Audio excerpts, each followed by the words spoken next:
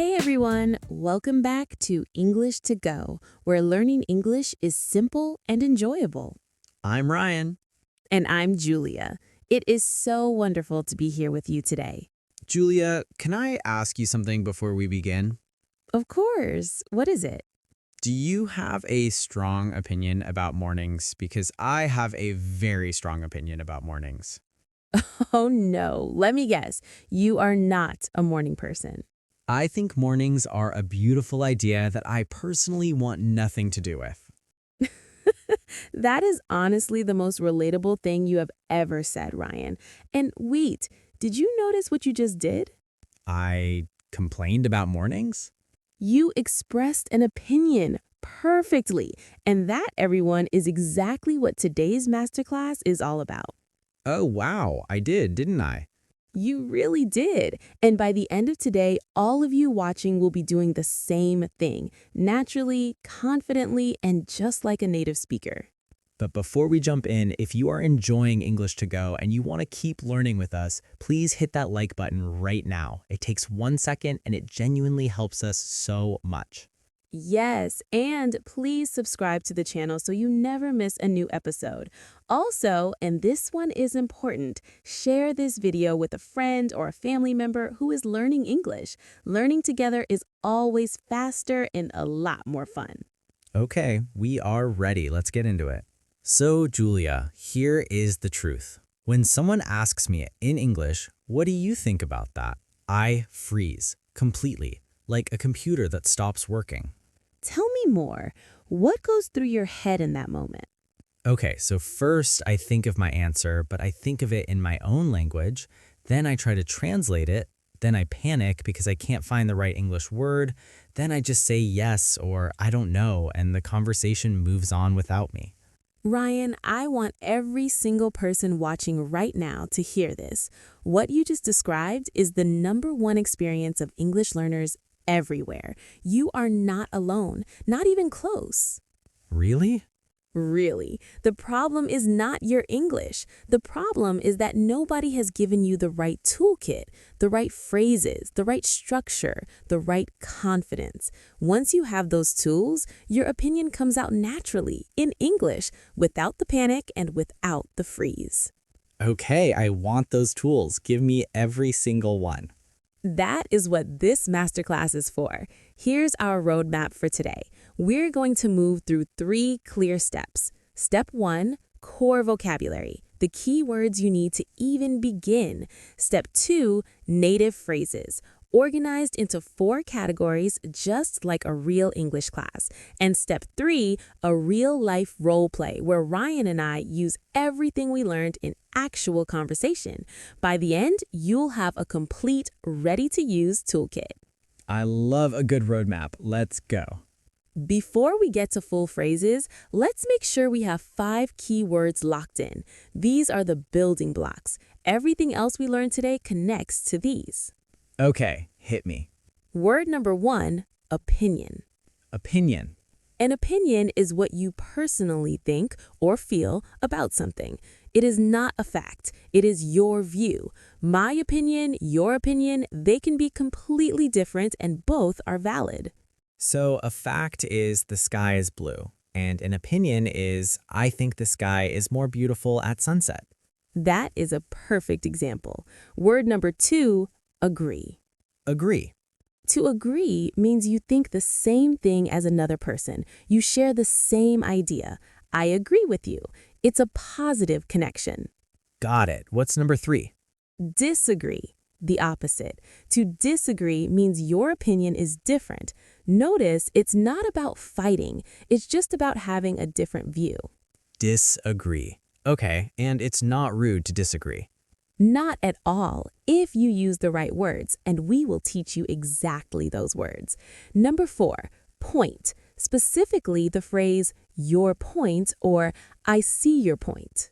I hear that one a lot. I see your point. What does it actually mean? It means I understand your perspective. I may not agree completely, but I hear what you're saying and I respect it. It's one of the most important phrases in polite conversation. Okay, one more. Number 5, reason. When you share an opinion, a native speaker almost always adds a reason. Why do you think that? What is your reason? This makes your English sound complete and confident, not just a one-word answer. So not just I like coffee, but I like coffee because it helps me focus. Exactly right. Opinion plus reason. That combination is what moves you from beginner to intermediate immediately. Okay, vocabulary done. Let's get into the phrases. I've grouped our phrases into 4 categories. Category 1 is how to share your opinion. Category 2, how to ask for someone else's opinion. Category 3, how to agree. Category 4, how to disagree politely. That is so much cleaner than I expected. I thought it would just be a random list of phrases. That is the masterclass difference. When you understand why you're using a phrase and when to use it, it sticks in your memory. Okay, category 1, sharing your opinion. The most common phrase, the one native speakers use in every single conversation, is simply, I think. I think, okay, that's almost too simple. That is the point. Simple works. I think this restaurant is excellent. I think we should leave early. I think that film was a little too long. You can use I think anywhere, with friends, at work, with strangers. It is never wrong. What if I want to sound a little different, like not always starting with I think? Great instinct. Your second option is I feel that. For example, I feel that this neighborhood has changed a lot. Now, here is an important nuance. In English, I feel that is not just about emotions. It is also used for opinions, your gut feeling about something. It sounds slightly more personal than I think. I feel that morning people are suspicious. Perfect sentence construction, questionable content. Moving on. Your third phrase, and this one sounds immediately more sophisticated, is in my opinion. In my opinion, I feel smarter just saying that. It does carry that energy. In my opinion, the second book was better than the first. In my opinion, this is the wrong approach. It signals that you are about to say something thoughtful. It works beautifully in conversations, in meetings, in writing. What about something more casual, like for everyday chat? That is your fourth phrase, for me. For me, a good weekend means no plans at all. For me, cooking at home is more relaxing than going out. Notice how it feels warm and personal? It is softer than, in my opinion, it is your personal world. Smiling. For me, a perfect day involves not seeing a single alarm clock. I feel that. I truly feel that. And one more for this category. This one is for when you want to be extra polite or tentative. You say, I would say that. I would say that the blue option looks more professional. I would say that we need more time. It shows you're not being aggressive with your view. You are offering it gently. So I have 5 ways to share my opinion now.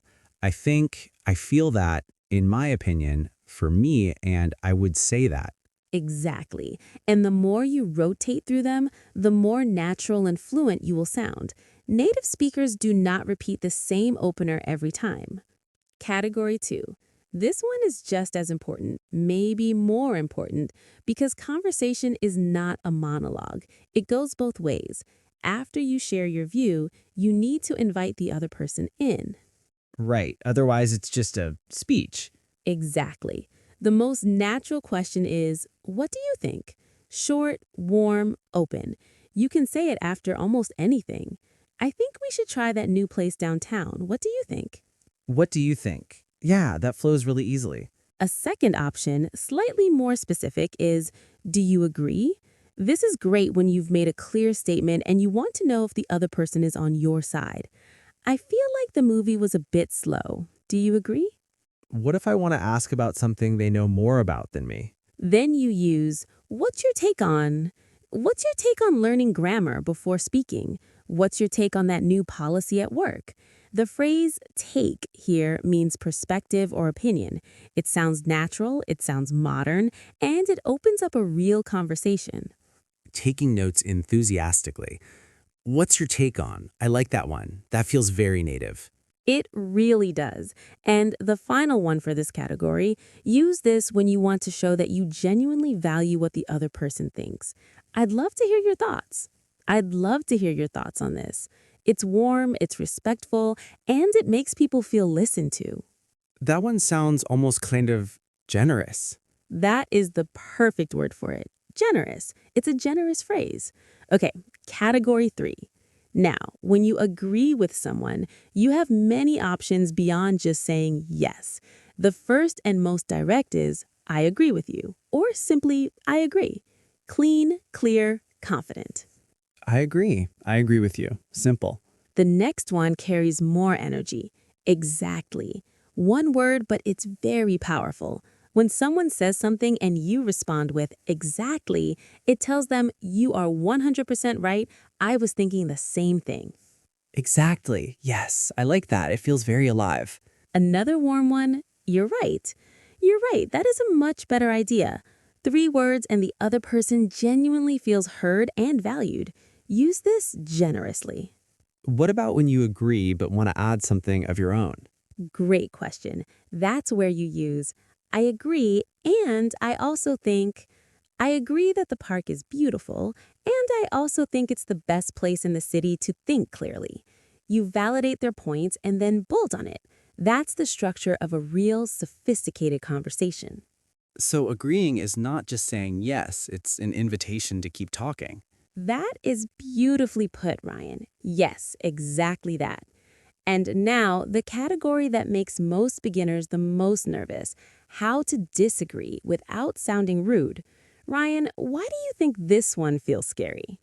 Because in some cultures, or at least in my head, disagreeing feels like I'm saying the other person is wrong, and that feels aggressive. That's such an important thing to say, and I want to address it directly. In English, especially in casual, everyday conversation, disagreeing respectfully is considered a sign of confidence and intelligence. It's not rude. The way you say it is everything. So let's teach you the right ways. Please. The softest, most polite way to disagree is, I'm not sure I agree with that. Notice you're not saying you're wrong, you're saying you're not sure. You're locating the uncertainty in yourself, not attacking them. I'm not sure I agree with that. Yeah, that feels very gentle. Very similar and equally useful, I'm not sure about that. Even softer, short, calm, non-confrontational. What if I want to be a little clearer that I see it differently? Then, I see it differently. That's interesting. I see it a little differently.